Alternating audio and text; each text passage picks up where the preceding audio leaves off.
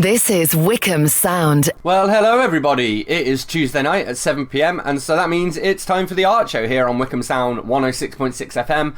My name is Dane Cobain. I will be your host for the next hour. Here on the Art Show, we have a guest each week. So this week we're going to be chatting to local songwriter and musician Nick Atkinson.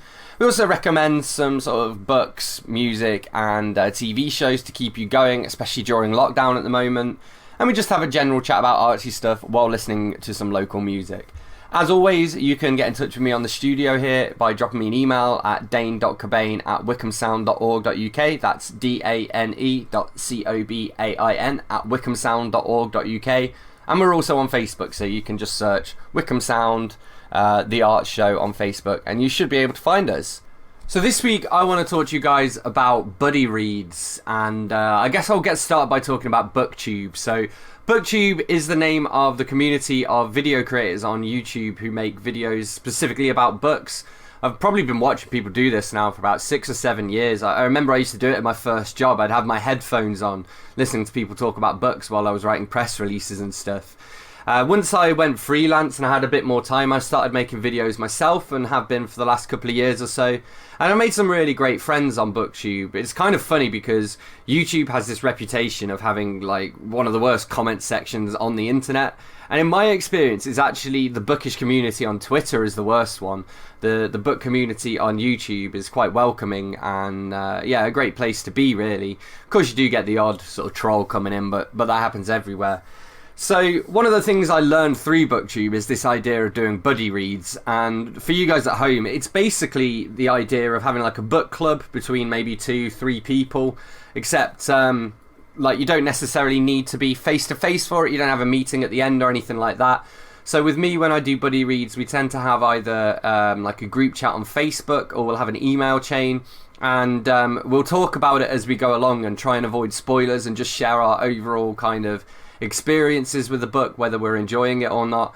And then once everybody's finished, then we can all kind of sit down and discuss the book together. But I think this is a really nice idea for the era of social distancing, you know. At the time of recording, I'm actually currently buddy reading The Wind-Up Bird Chronicle by Haruki Murakami. I'm buddy reading this with a friend called Charlie Heathcote, he's actually an author himself and a very talented one as well.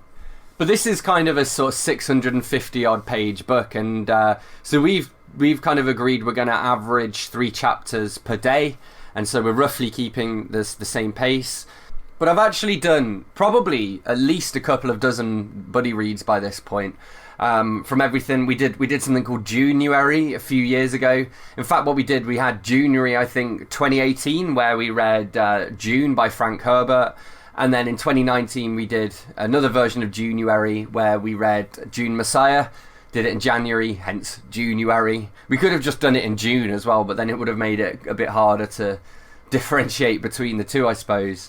What else did I do? I buddy read Simon versus the Homo Sapiens Agenda by Becky Albertalli with a guy called Graham Quigley. He's a Scottish guy. I read the Passage by Justin Cronin. That had been compared to The Stand by Stephen King and wasn't very good at all. But I buddy read that with my friend Mara from Books Like Woe. Not all of them have turned out okay, of course. I mean, I buddy read The Book Thief by Marcus Zuzak and also The Shadow of the Wind by Carlos Ruiz Zafón, and didn't like either of those books. But again, the fact that I did them as a buddy read kind of held me accountable and made me keep on reading them. So again, that's another advantage of doing it if you've got some books on your stack that you really want to get to. In fact, last week's guest was Matt and Claire Moon from My Mate Dave, and next week we're going to have Clive Whitelock. And Clive and Matt are cousins, and they're both reading the same book, and they missed the perfect opportunity to do a buddy read. But I'm sure they've probably caught up with each other since and shared some of their thoughts. So yeah, if you're in isolation at the moment, but you want to find a way to kind of keep your spirits up, push you to read a little bit more, and maybe give you an excuse to catch up with somebody who you haven't chatted to for a while as well, then I definitely recommend doing a buddy read of something or other, whether it's, some serious non-fiction businessy book with one of your colleagues, or whether you're reading, I don't know, whatever I happen to recommend as this week's book. I can confirm, by the way, the book I'm going to recommend for this week's book is one we've already talked about, so guess now. I was about to say place your bets, but I don't want to encourage gambling. One other thing I want to mention is that obviously we had the 75th anniversary celebrations of VE Day since the last show, and I actually wrote a poem. It was something that I wrote after a visit to the National Memorial Arboretum in Lichfield. It's probably about 5 miles away from where I grew up in Tamworth. And yeah, it's got a big monument to the war dead. It's really moving actually, because you can see everybody's names carved into it, and there are a few names in there that I have sort of, you know, not specific family or friend connections with, but that I have some sort of connection with some of the people who've died there. But it's also got about, I don't know, 80 plus acres, I would guess, of lots of trees, lots of wildlife. They even have a little section where they got members of the public just to scatter random seeds to kind of basically sow a load of wild flowers in this one section. And they have all kinds of different memorials. One of my favourites is Shot at Dawn, which is a series of kind of wooden posts that represent some of the soldiers who were shot at dawn for desertion and other things. Some of them, you know, as young as 14 years old. It's very moving. So this poem was actually originally written for Remembrance Sunday. It's called Remembrance Poem. And this is from a version that I have on my YouTube somewhere, where I stood in front of a green screen basically and did a performance of it specifically for Remembrance Sunday one year.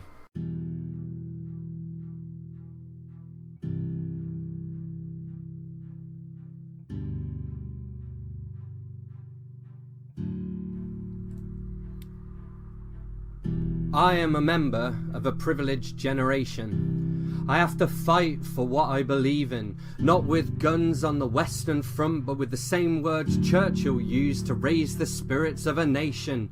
War is hell, it's kinda obvious, and yet we're so self-absorbed by selfies and porn that we forget those names on the war memorial. They're not just names, they're real people who fought in the Second World War so we could take photos of what we eat in restaurants. Good men didn't do nothing. They risked their lives for you and I, and while the world has changed, some things remain the same. And if history repeats itself, I hope to high hell we were listening. And hey, the Germans died too, and so did the Jews and the Gypsies, plus hundreds of thousands of innocent people. And while Hitler was evil and needed dealing with, it was a high price to pay for all nations, and not just us. For every moment of silence, there's a lifetime of violence, and people paid the ultimate sacrifice. I'm grateful for that every time I wake up and the sun is shining. The youth of today must make this relevant. The lives that are gone must not be forgotten.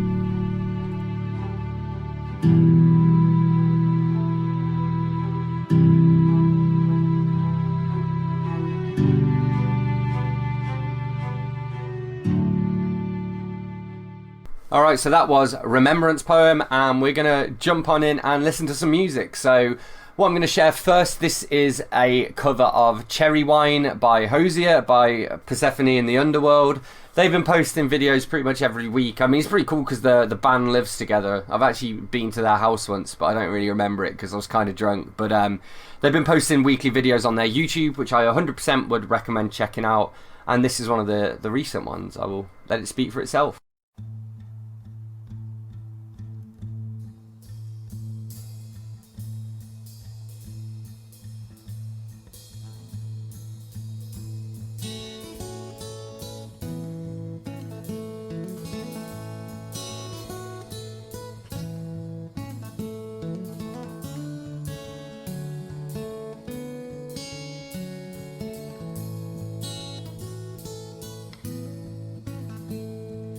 Her eyes and words are so icy, oh she burns like rum on the fire. Hard and fast and angry as she can be, I put my days on a wire. It looks ugly, but it's clean. Oh mama, don't fuss over me. The way she shows me I'm hers and she's mine. Open hand or closed fist would be fine. Blood is rare and sweet as cherry wine. Coals of guilty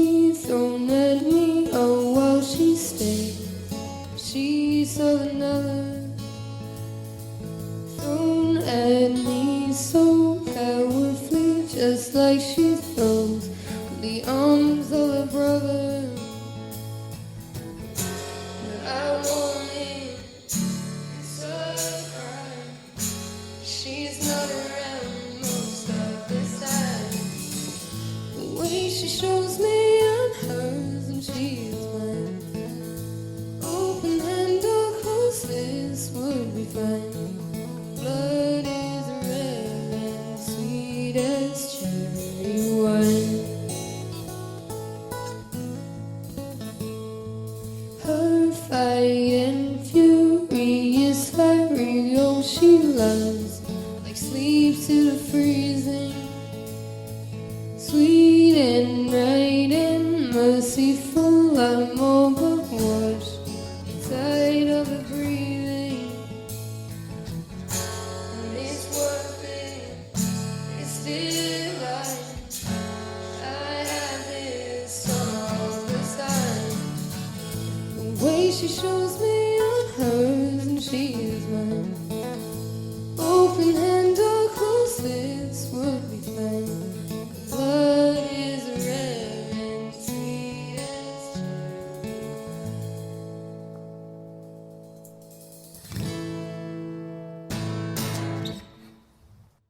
Love music, love talk, love Wycombe Sound. We understand that everyday life is going to become challenging over the next few weeks and months, but we want to reassure you that the Wycombe Sound team are here to inspire and entertain you with local, relevant programmes and information. We followed government advice and set our team up to work remotely. We have taken all the steps we can to keep our team safe so we can be here for you. Local businesses. Perhaps you have closed temporarily or have found a new and innovative way of working. If you want to reach customers with your message, get in touch with us today. We can get through this if we all pull together. Please stay at home, stay tuned to Wycombe Sound for the latest information, and do get in touch with us to let us know how you're doing, if you'd like a song played, or just want us to say hello to you. Join me, Keith Bowden, every Friday night at 11 o'clock for all the best party songs around. There's rock and roll, Motown, featured artists and much more. Everything for your party. That's the Keith Bowden Party Show, 11 o'clock through till 1, Friday night, right here on Wycombe Sound 106.6. This is Wycombe Sound.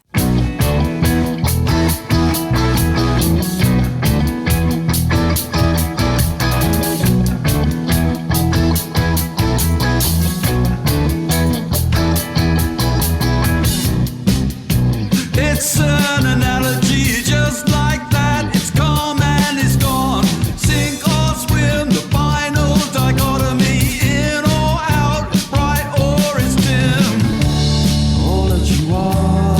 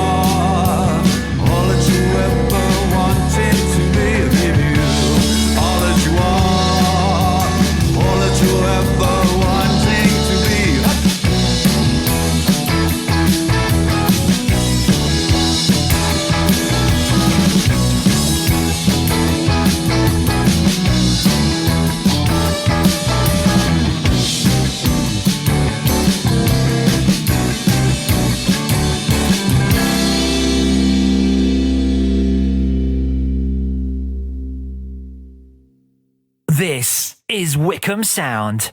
That was Black and White by the Rockola Mourning Band, and before that we had Persephone in the Underworld with her cover of Cherry Wine by Hosier.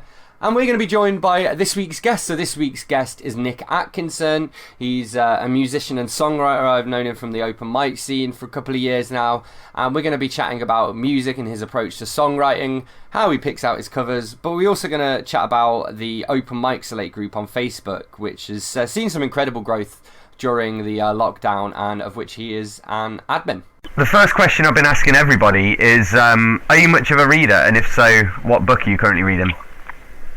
I used to read quite a lot, and then I think after the kids came along, I stopped reading quite so much because you just end up so knackered that you can't make it through about 3 pages without passing out. So I used to read a lot of James Patterson, Stephen King, all that sort of stuff, thriller stuff.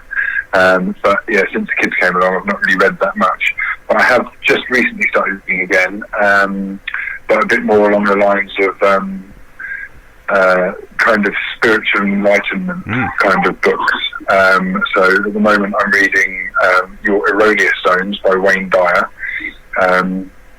which is an interesting read, just to kind of get a different kind of perspective on life, really, from the way I've kind of always been and the way I've thought about it and stuff. So yeah, quite interesting, but yeah, it's been a while, so it's hard going. Well, it's good you're getting back to it.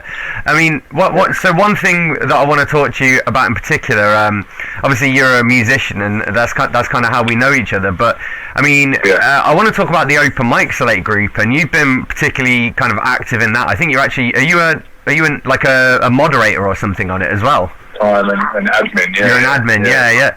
So, because I'm wondering, you mentioned struggling to find time to read. How do you find time to make so much music? And because you do quite a wide variety of songs as well. I mean, you've been posting pretty much every day a different number, So how do you find the time to do that? Well, it's probably down to I've been furloughed from work, so I've got a lot of time anyway, and I don't have the kids all the time. So during when I finished work, I had to wait 2 weeks before I had the kids. So up until that point, I had all this time, during the day and the evening and stuff, just to be able to bash out as many tunes as I wanted, really. It's been a bit more difficult over the last week with the kids being with me. But no, I mean, it's just I've got so many songs anyway in my songbooks. I'm one of these who's still got books. I don't have a tablet, so I've still got books. I've got 3 books filled to the brim with songs. There's probably about 150 songs in there. So I've just been kind of plucking them out one by one and playing them and kind of popping them on. And yeah, so timing-wise, it's not really been too bad. What I do find quite difficult is watching everyone else's videos. It's having the time to be able to watch that, because it was alright at the start, but as it's got bigger, there's now over 5,000 people on it, and you try and kind of keep your finger on the pulse with it, but it's really difficult now, hence why they've now got, I think there's probably about 15 admins on there. Yeah, like a little army, just to kind of go through and be able to at least leave a comment or a like, by most people's videos. So, it's been really nice. It's been really nice, to be honest. So yeah, I've tried to get as much on there as possible and try and view as much as I can. But it is difficult, man. It's difficult, especially if you want to put your stuff up. It takes 5-6 takes sometimes to get a decent version set up. In that time, that's 45 minutes to an hour gone, where you could have just been sat watching other people's videos. And so it's quite a difficult thing to juggle. But no, it's been really enjoyable. Yeah, it's funny actually, because I suppose that in a way that is. It's pretty similar to the actual experience of going to an open mic, where you go along and you put your own set in, and you might have practiced it a bunch of times beforehand and whatnot, and then obviously then you can check out some of the other music while you're there too. Yeah, definitely, and it gives you because obviously we've had that opportunity taken away from us with the isolation thing and everything being closed. It was a lovely format, a really nice way of being able to do that, to be able to put your stuff out and see what you get back, and then also to just sit and watch other people. And there's some fantastic musicians on there.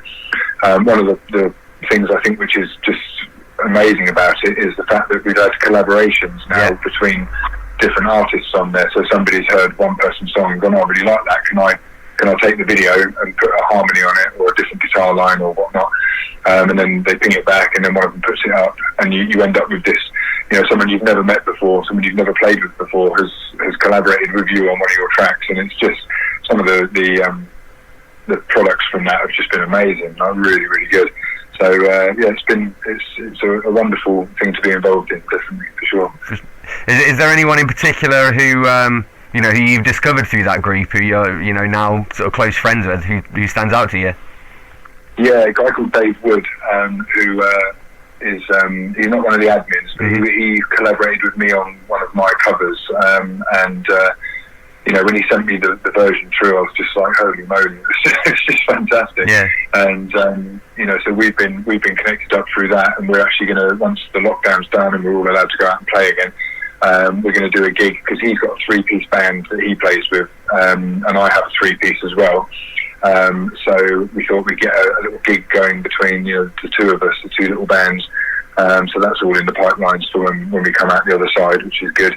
But also with the admins as well, I've made some really, really good friends with the admins as well. So we're going to try and get some sort of little festival at the end of it all, a little open mic select festival maybe next summer, as long as we're all allowed out there.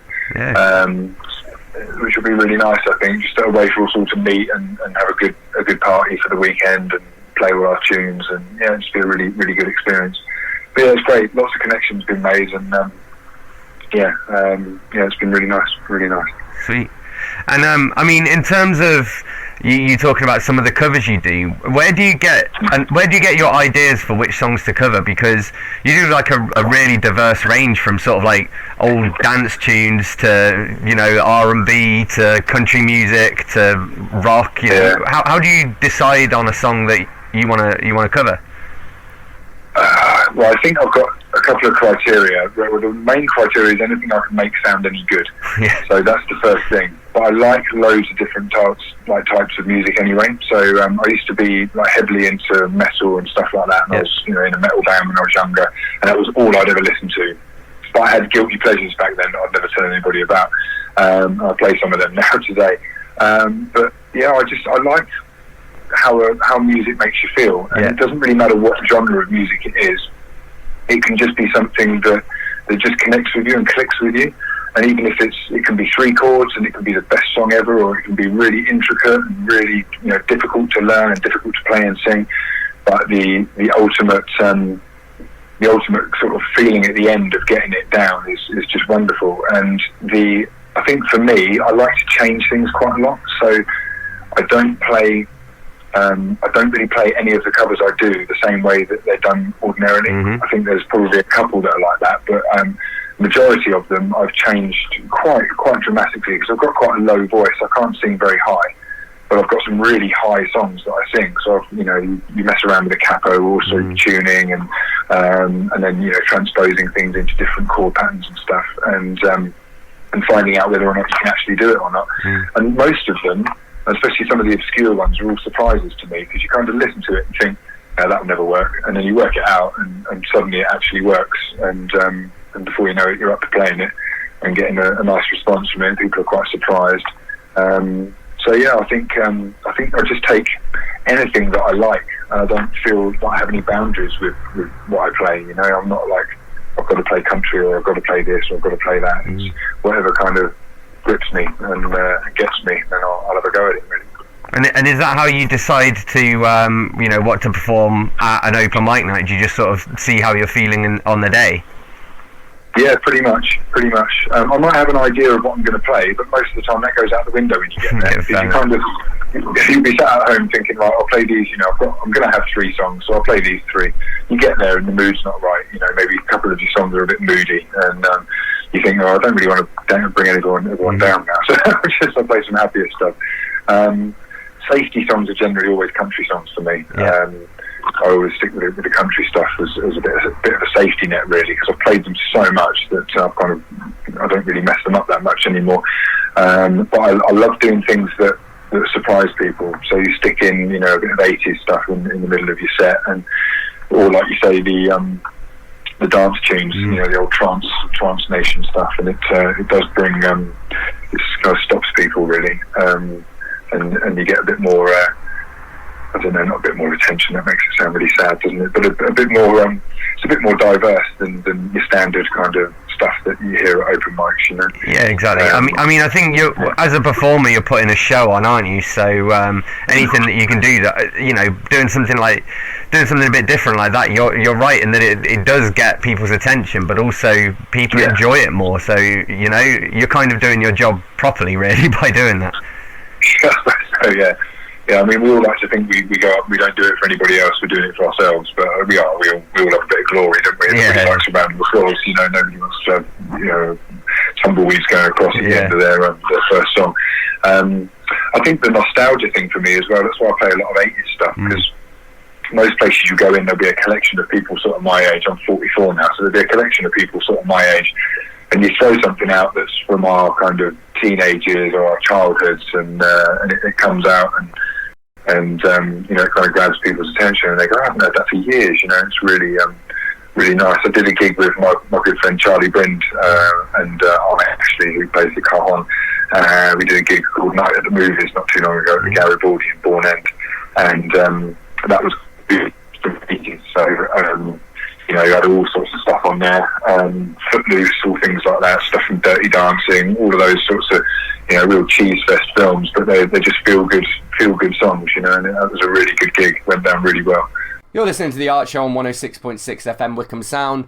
My name's Dane Cobain. I am here in conversation with Nick Atkinson, and we're going to listen to one of his songs. So this is called The Boy.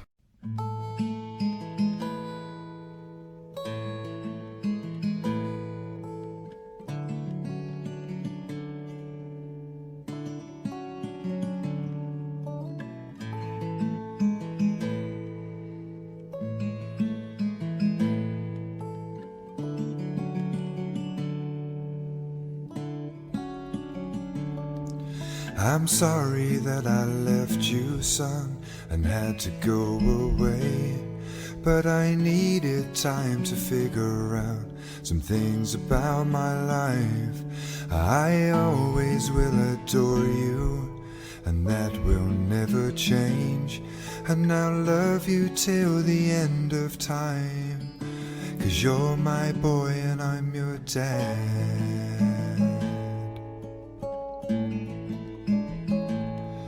I loved it when I held you, son, your eyes staring up at me.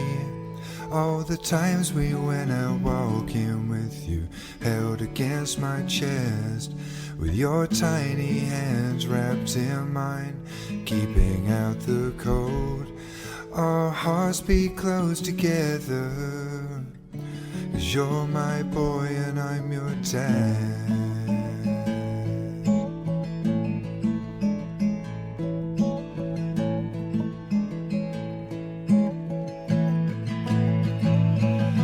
'Cause you're a part of me, and I can't lose you. My blood runs through your veins. I'll always be here.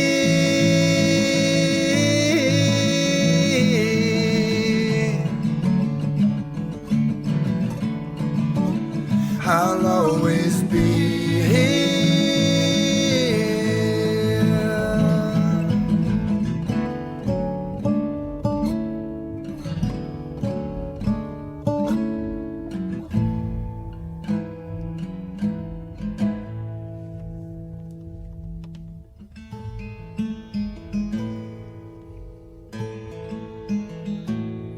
And now I always thought we would be the very best of friends, and it saddens me to think this might be the way we end. I'll never let that happen, son. You mean the world to me, so I'll be a better man for you. You're my boy and I'm your dad.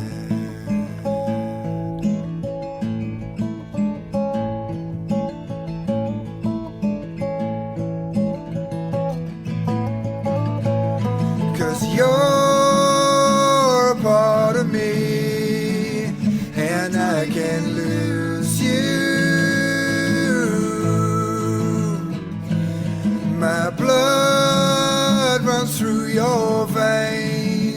I'll always be here,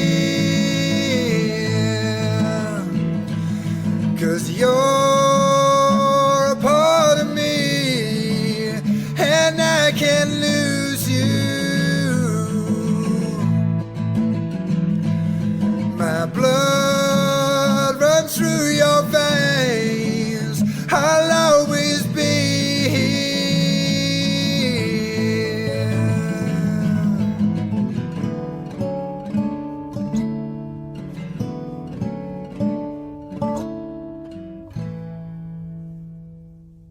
This is Wycombe Sound. You're listening to The Art Show on 106.6 FM Wycombe Sound. My name's Dane Cobain. I'm here in conversation with songwriter Nick Atkinson. We just listened to his song called The Boy, and we're going to chat some more about creativity, productivity, music and more. So you write your own tunes as well, right? How do you go about writing a song? Like, what does the songwriting process look like to you? Mine is very simple. I struggle with lyrics, but I don't really struggle with music. I seem to be able to write music a lot easier. Mm-hmm. So what I'll generally do is I'll always write lyrics to music that I've already prepared. So I never just kind of write lyrics and then have to put them to any music. So it's I'll work out a riff, a structure, and I'll work out melodies. So most of the time you'll get your chord structure for your verses and your choruses, and then you kind of play around with different melodies, just humming, and I find what kind of gets me and what makes me think, oh, I'd listen to that, you know, and then I try and stick lyrics onto it. Most of my songs come from quite sad experiences, so as I suppose most people's do, I think it's quite easy to write about, you know, heartbreak and loss and heartache and all of that sort of stuff, much rather than it is to write about happy stuff that happens to you. I just find it really difficult to write happy songs. Yeah. I'm kind of like a 44-year-old male Adele, who's not quite as good, who just boshes out miserable songs. So I tend to not really play them that much. I don't not play them, but yeah, it's like it's reading the room, isn't it? Reading the venue and what people want to hear. And if people are playing a lot of originals, then I might throw a couple of originals out. But I very rarely just play all originals. You'll never catch me playing like a set list of just pure originals. It'll always be, you know, a couple of covers and then maybe an original stuck in the middle somewhere. But yeah, I find it quite difficult to write songs. It's a long process, and for me, playing them out is really kind of like bearing your soul. I mean, it makes me really nervous when I play things that I've written. You know, even though I generally get quite nice responses from them, it's one of those things, isn't it, that you're really putting yourself on the line there. It's easy to play other people's stuff because you know someone's going to like it, you know. But when you're playing your own, you got to kind of fingers crossed that you know there's not that tumbleweed moment at the end of it. That's kind of how I am with my own stuff. Really. It's funny how you mentioned that sort of strategy as well of, I mean, I've been known to do that a few times. You sort of put your own original song between two ones that you know everybody's going to like, so that then, and to be honest, like when you go and see a live band, that's what they do with the songs from the new album. You know, they play the new album songs, but in between each of them, they play one of the old favourites. You know. So you mentioned the Garibaldi open mic in Bourne End, and obviously we both go to the Chiltern Taps open mic. Are there any others that you go to regularly? And like which ones are you missing the most, I guess? I don't know, I'm missing both of those really. They're probably the only ones I really go to, because I work shifts, so I've very rarely got a lot of time to kind of get out, and it will just be maybe once or twice a month I'll get the opportunity to go out. So I tend to go to the ones that I know, so I can see all the people that I really like and, you know, get on really well with and like listening to. So yeah, I really only hit those two. There is another one that I've been meaning to go to for quite a while now, which is Charlie goes to that one, and that's up in I can't even remember where it is. It's up in London somewhere. It's in a big church.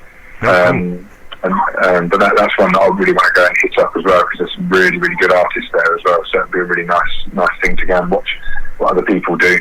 But yeah, generally just to time restrictions, I kind of just stick to my two kind of local ones really.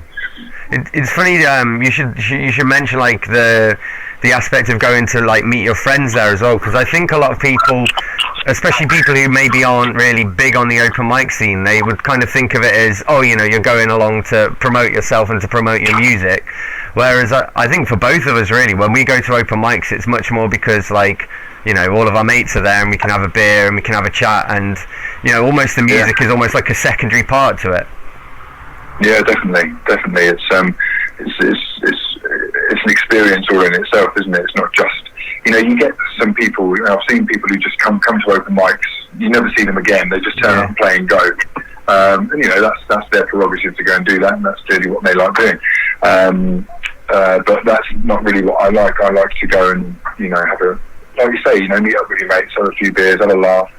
You know, the Taps is always brilliant, the Garibaldi is always brilliant. You end up staying until midnight, and it's you know, having a few beers and stuff, and it's always a really cracking evening of entertainment. So yeah, disregarding whether or not you play well or you play what you wanted to play or anything like that, it's always a good evening. So yeah, it's much more the social aspects of it than just the music and just being able to play your stuff. You know? Yeah. And I mean, I suppose as well, like, open mics are a great way of, you know, finding other musicians and people to collaborate with as well. And one of the questions I wanted to ask you is, like, who on the Wycombe scene would you most like to collaborate with? Oh, you got me there. I don't know, really. I've never really thought about doing collaborations massively, because I've kind of it's always been me and Charlie. You know, I've known Charlie since I was about 13 or 12, actually. And we've always been in bands together and jammed together and done all that stuff. So any collaborations always ended up being something that Charlie and I have done. So I've never really thought massively about it. I've done a couple with Jordana, because she's got a great voice and a lovely playing and stuff. So I've done a little bit with. I'd like to do more songs with Jordan, definitely. But yeah, I've never really thought about it with anybody else, really. Since doing the open mic page, it's kind of given me a bit more of a view that, you know, you can really collaborate with quite a lot of different people and get a good sound from it. So yeah, it's maybe something I'll look into in the future. But, yeah. I suppose it depends as well, because your style is quite, like, it does work quite well just by itself, if that makes sense as well. So it's you almost don't want to have, like, too many cooks spoil the broth, you know. Yeah, well, that's the thing. I think I'm a really bad perfectionist as well. So I kind of I've done so many takes of songs that I've put on the open mic page. It's just ridiculous. So one night I hit up maybe like 10, 15 takes of the same song till I got it right. And, you know, you look back at some of them and you think, well, actually they were all right, but they weren't good enough. You know? So I think for me, collaborations and things like that, I'd want them really, really polished and really well rehearsed before they go up and you know, bang them out at open mics and stuff, which, I don't know, might restrict me a little bit really with that, because you could just get up and have a good jam and it works, you know, it might gel really well, but I kind of, maybe the perfectionist in me is a little bit worried about that and doesn't really dive in as much as he should. It all falls apart halfway through. It's only on you. So. Well, also, if you're a perfectionist, you know, you don't want to drive your friends away by just constantly pointing out, like, you did it wrong again. Yeah. Or even worse, just driving them mad because you're the one who's messing up and they're doing fine, and you're just like, another take. Yeah, it'll be you who's kind of ruining the whole thing from start to finish. So yeah, that's it. Yeah, we avoid those moments. And like, what's next for you? I mean, I suppose post lockdown and stuff, you're hoping to get back to open mics. Anything else? Anything else you got planned music wise? We've got a few gigs that we want to try and get set up over the next few months, which obviously we were going to be doing during the summer, but we don't know how much of summer we're going to actually have now. So yeah, it'll be just a matter of putting our heads together and getting a few more songs, really, because my duo stuff or trio stuff that we do, a lot of that is we find that quite difficult to get together to do. So actually, what's happened over the last few weeks is that we've noticed that you can actually do it without being together. So you can. I'm a bit of a technophobe. I don't really like any of that stuff, but Charlie's pretty good. He's pretty switched on. So yeah, maybe we can work out a way to get our duo stuff practiced and get that a little bit better for any up and coming gigs that we managed to get. So yeah, probably just focusing on that really, and have a look at keeping trying to kind of focus in on getting this open mic festival thing going next year. Get some things in there, because a lot of them are based down in the West Country, so yeah, quite a nice thing. There's all venues and stuff down there that people just go out. So maybe that will be probably the next big project for music, definitely. A good cider down there as well, right? Oh yeah, definitely. Yeah, good places to pass out as well. Yeah. You know, like, good stuff in the middle of nowhere, bale of hay, just pass out on that, it's all fine. So yeah, it should be good. But that's probably the main focus now, is just looking towards keeping the open mic slate page going, keeping posting, keeping on commenting on other people's stuff, and hopefully get the little festival going for the next year, hopefully. Cool. Thank you very much, Nick Atkinson, for joining us. You're listening to The Art Show on 106.6 FM Wycombe Sound, and this is Filthy Phil with I've Got Body Hair, don't we all? Well, I was driving my car along the A30 Basingstoke Road when I picked up a hippie, and I thought to myself, hell, I'll be blowed, I'll take you on to Basingstoke. And then I saw his hair when he climbed into my motor, 'cause it dangled everywhere. I joked that he's a werewolf, but he didn't understand. Well, he said, listen, yes, I'm hairy, and it's not just on my hands. I got body hair, man, I got body hair, man, like a Yeti bear, man, here and there, man, oh, it grows everywhere, man, I got body hair. I got it head, toe, down below, elbow, on my muscles, fingertips, both my hips and lips, blood corpuscles, quadriceps, triceps, biceps, skin scales, radius, pancreas, bilious, fingernails, mid-knee, kidney, Sydney, interstitial, superficial, on patella, acapella, hairy fella. I got body hair, man, I got body hair, man, cross the desert spare, man, I'm your worst nightmare, man, make all the people stare, man, I got body hair. I've hair on my thighs, my eyes, my flight. Gluteus, maximus, humerus, metatarsals, nasal hair, navel hair, uvula, maybe beep. Coccyx, eye sockets, trouser pockets, words of failure, ocular, jocular, cochlea, down my back, six packs. Definitely beep. I got body hair, man, I got body hair, man, I got hair to spare, man, it's like something I wear, man, I've got more than my share, man, I got body hair. Got a dorsal, ventral, central, ventricular, varicose, bellicose, haricose, lenticular, laryngeal, pharyngeal, phalangeal, femoral, thoracic, elastic, jurassic, federal, eyeballs, highballs, my balls, infracernal, suprasternal, epidermal, ectothermal in the journals. I got body hair, man, I got body hair, man, see it and despair, man, I tell you, it ain't fair, man, I've keratin underwear, man, I got body hair.